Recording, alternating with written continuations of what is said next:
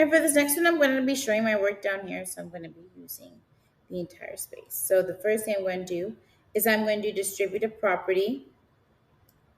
And then we have to include this phantom 1 here. Because we have a negative, we have to include the phantom 1.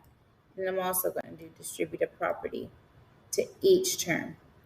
So this one here is going to turn to negative 21 x squared because we're multiplying two x's and now there's going to be two x's. So that's going to be identified as x squared.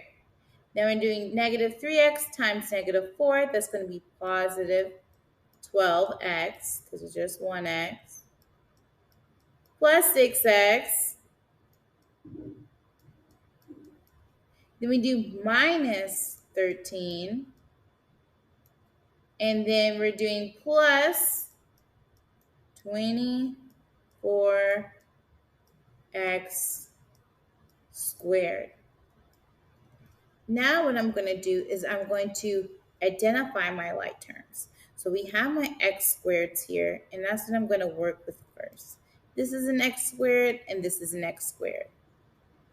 And we can combine these, and then we're going to be left with 3x squared. So I'm going to put that here. Then next, we have other like terms, which is 12x and 6x. I'm going to circle these because they're not the same as the x squareds. And I know that 12x plus 6x is going to be 18x. And then we're going to have minus 13. So now you just have to find the correct one, and that is it.